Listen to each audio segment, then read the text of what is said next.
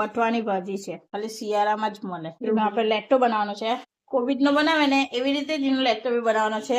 ભાજી છે ને તો એને થોડી બોઇલ કરવાની છે. પાણી કકડી જાય એના અંદર થોડી હળદર નાખવાની છે ને મીઠું. આ પાણી કકડી ગયું છે તો એના અંદર આપણે ભાજી નાખી દેવું ને એક ઉબાલ આવે એટલે આપણે ભાજીને કાઢી લેવું.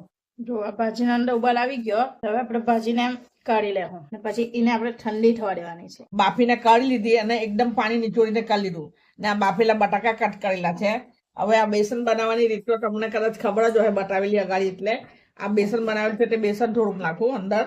આ લાલ કાંદો કરેલો છે તે નાખું. આ લાલ લસણ કરેલું છે તે નાખું. હવે આ શેકેલા તલના ડોદરા કરેલા છે તે નાખું ને આ શેકેલા સિંગદાણા છે એને બી ડોદરા કર્યા એ નાખું. હવે ઉપરથી મરચાની તળી નાખું. હવે આ લીલા ધાણા કાપેલા છે થોડાક સર્વ કરવા હારું ઉપર સારું રહેવા દેમ. ઘટ્ટું મીઠું નાખવાનું ટેસ્ટ કરીને હું થોડુંક જ નાખું હમણાં. ને આ છે લીંબુનો રસ. હવે એ બી માપનો થોડોક નાખવાનો ને હવે એને બરાબર મિક્સ કરી દેવાની. પછી ચાખી જવાનું છેલ્લે કઈ ઘટતું હોય તો પાછું નાખવાનું. બટવાની ભાજી કઈ ને અથવા ચીલની ભાજી બી કે અમુક જગ્યાએ રાઈસ ના ઉપર દાળ નાખવાની ને પછી અચાર તરીકે અથવા તો એમ સ્નેક તરીકે ડાયરેક્ટ અને ખાવ દિલ ખુશ થઈ જાય.